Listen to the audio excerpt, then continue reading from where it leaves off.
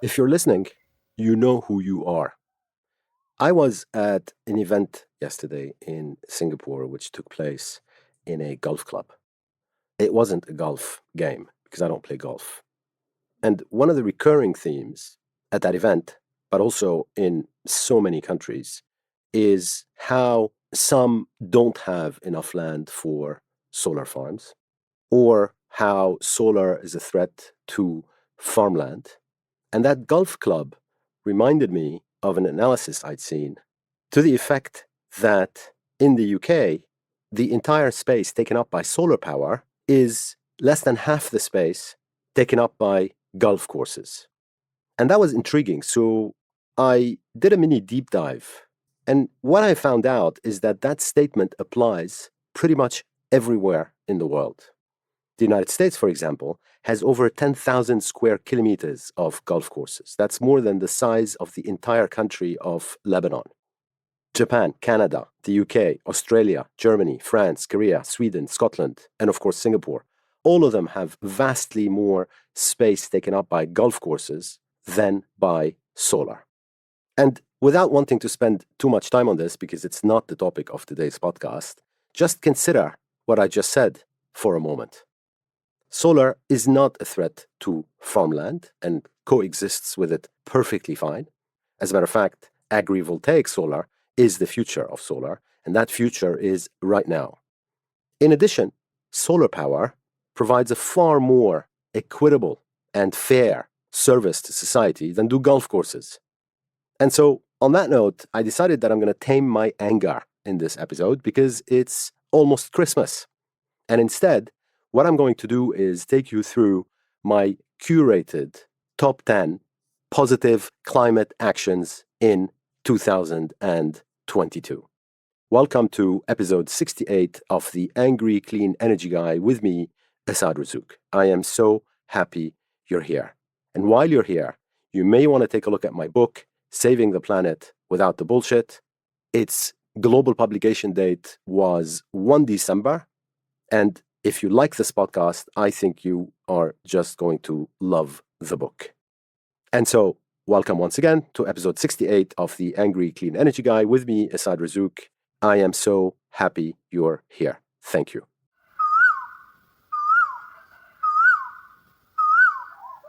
This year has seen a deluge of tragedies, crimes, bad news, wars, including a large-scale war in Europe, an energy crisis, cost of living crisis, rising inflation, people struggling to heat their homes, fuel poverty, and I could go on and on and on.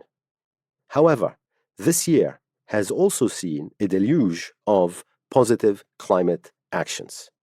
And I'm going to take you through my top 10 and try and explain why that's what I selected out of literally dozens and dozens of positive climate actions on a weekly basis the whole year. At number 10 is an announcement at the very beginning of the year that Denmark is to make internal flights fossil free by 2030. Now, you might be surprised that this made it into my top 10, but it did because we are talking about a super hard to decarbonize sector, and we are buried in articles that explain how air transport is super difficult to transition to zero carbon. Announcements like those made by Denmark and Sweden, by the way, Sweden's also announced plans to make its domestic flights fossil free by 2030, call out the bullshit. These announcements call out the bullshit. We can decarbonize flight, and as a matter of fact, we've spent 40 years finding excuses not to. But now that we've focused, there are over 100 electric aircraft startups that have seen the light in just the last 5 years, all around the world, and they are going to deliver. That's what governments like Denmark and Sweden are counting on, and that's why the announcement that Denmark is going to make internal flights fossil-free by 2030 is my number 10 positive climate action in 2022. At number 9, it's steelmakers shifting 100% to green steel. Why? Again, steel and cement are supposed to be quasi-impossible to decarbonize. And again, we are buried with articles that say that. Yet, there's been seismic shifts in Europe in terms of the move to green steel just this year. And I'll give you just a couple of examples. German flat steelmaker Salzgitter has announced that it's going to accelerate decarbonizing its blast furnaces with what's called direct reduction plants. And it's investing 800 million euros to deliver that green steel. There's also a Nordic producer called H2 Green Steel, which is building a plant that delivers carbon-free steel by 2025. The biggest of them all, German industrial group ThyssenKrupp, is proceeding with the replacement of its coal-fueled blast furnaces in Germany with green hydrogen-powered direct reduction plants. And it's aiming to produce low to zero CO2 steel within its existing plant structure, which will require an investment of 2 billion, and it will get all this done by 2030. And these are just some of the examples. And there are others around the world. For example, Nippon Steel over in Japan has announced that it's going to deliver its first green steel from 2024, which is less than 2 years from now. So you can see why this is number 9 in my list of the top 10 positive climate actions in 2022. Incredibly hard to decarbonize sectors aren't actually so hard to decarbonize after all, if we see through the fog of disinformation, misinformation, and propaganda by the oil and gas industry. At number 8 is a lawsuit against the board of oil company Shell. It's being sued in the UK for failing to prepare for the transition away from fossil fuels. And what's innovative is that the claim is against the company's 13 executive and non-executive board members.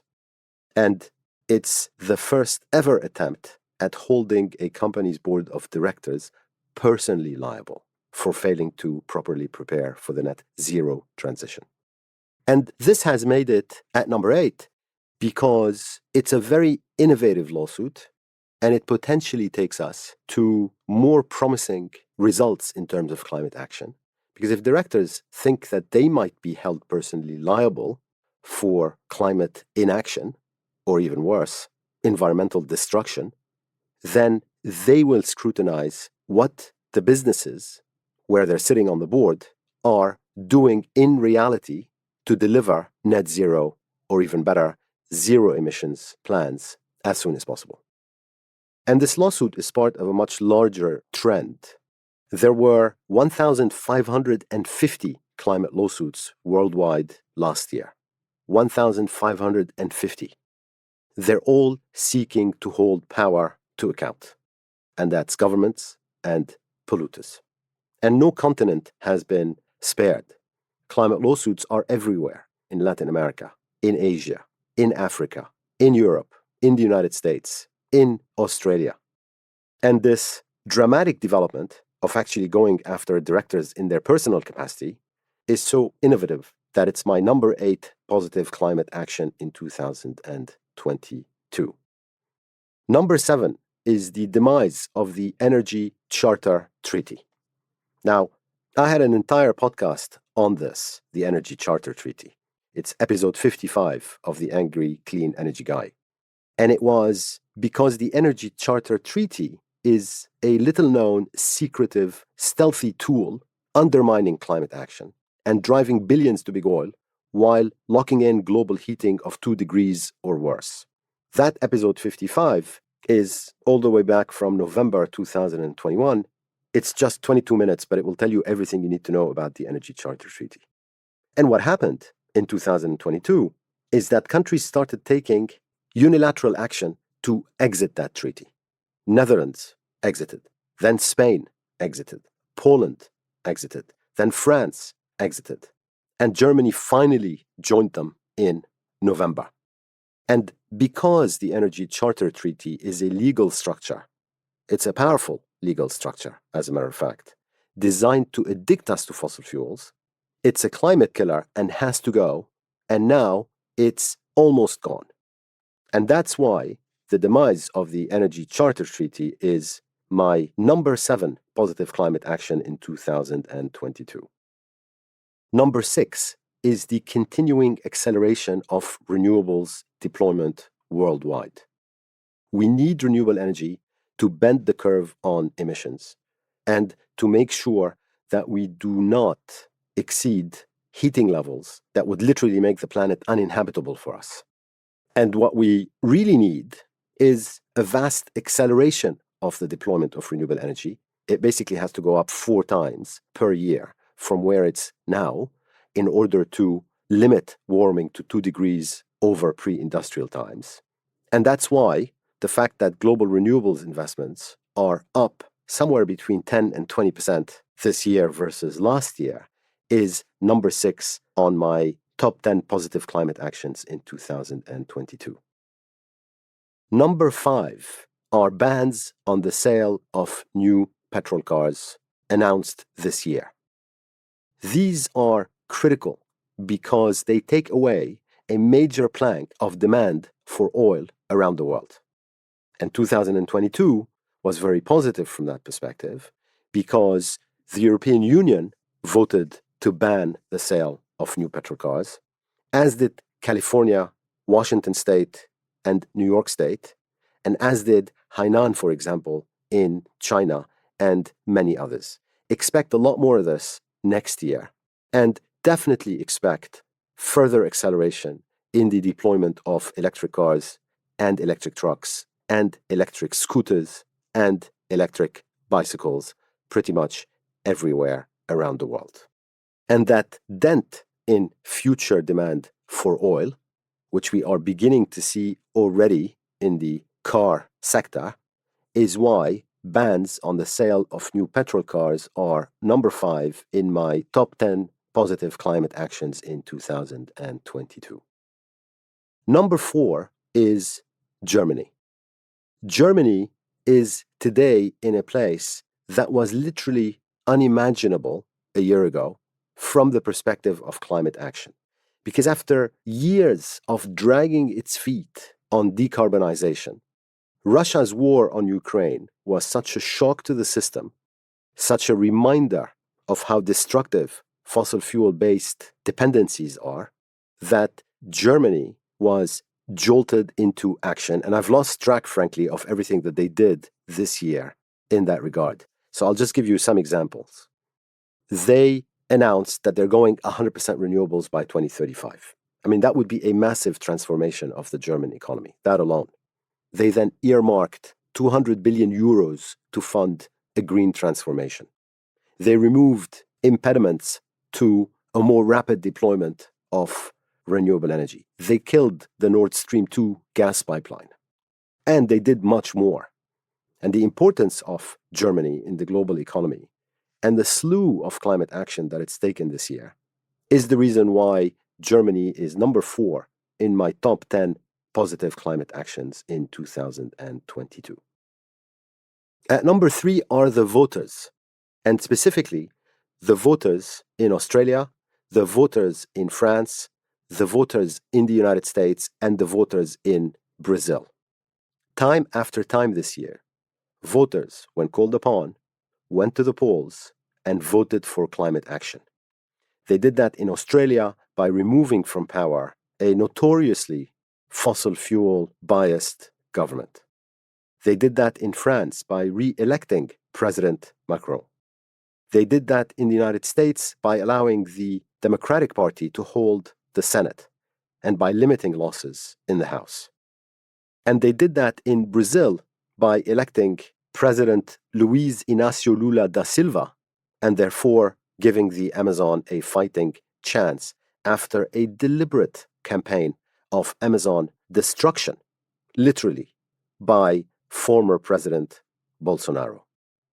And that's why it's the voters that are number 3 in my top 10 positive climate actions in 2022. Number 2 might be a surprising choice to some, but number 2 is the mandatory and absolutely groundbreaking European rules to curb deforestation, which were agreed on by the EU Parliament and member states in December this month. Now, why is that number two? There are really two major levers in fighting back against climate change. One is renewable energy and a vast acceleration in its deployment.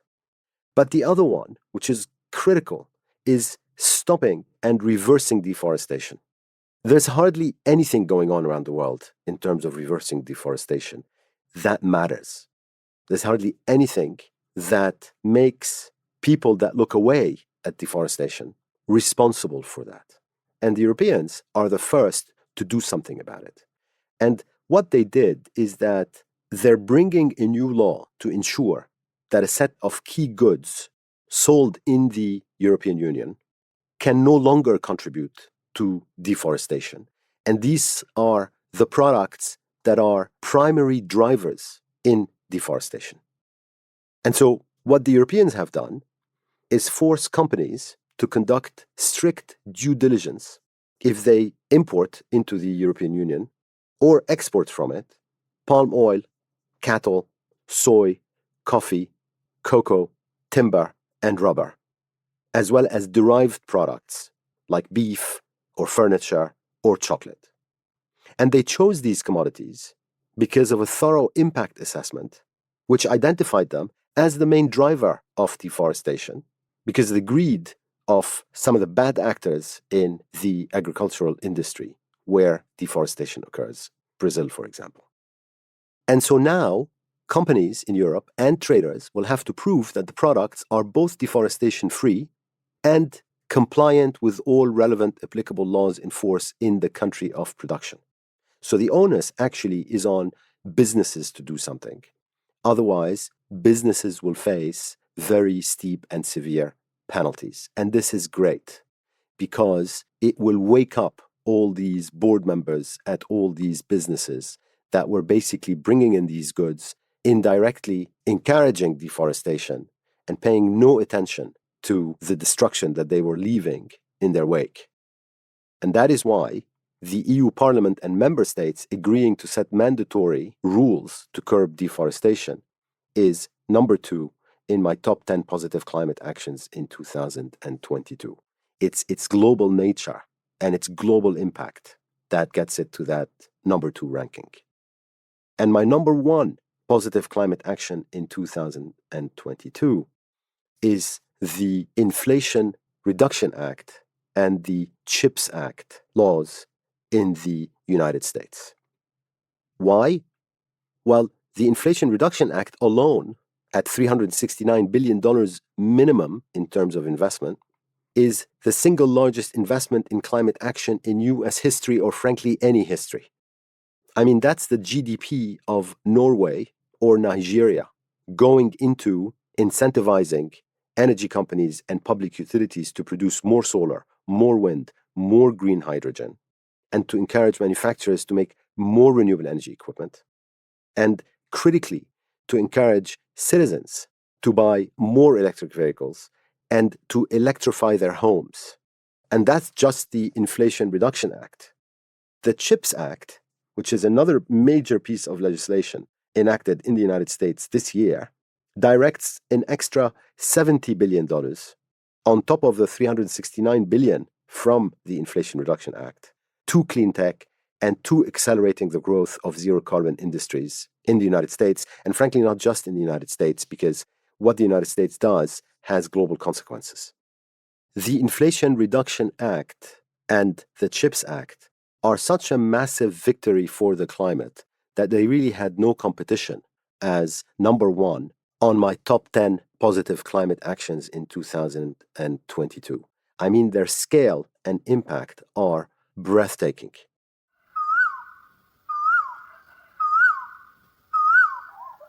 Thank you so much for listening this far. To recap, my top 10 positive climate actions this year. Number 10, Denmark to make internal flights fossil-free by 2030. Number 9, green steel. Number 8, Shell board sued on climate. Number 7, the demise of the Energy Charter Treaty. Number 6, the continuing acceleration of renewables deployment. Number 5, bans on the sale of new petrol cars in multiple countries. Number 4, Germany. Number 3, the voter. Number 2, mandatory deforestation rules in Europe. And number 1, the 1-2 punch of the Inflation Reduction Act and the CHIPS Act in the United States. And on this note, I wish you and your loved ones happy holidays and a healthy, productive, and fulfilling 2023. Have a wonderful couple of weeks and see you next year. Thank you.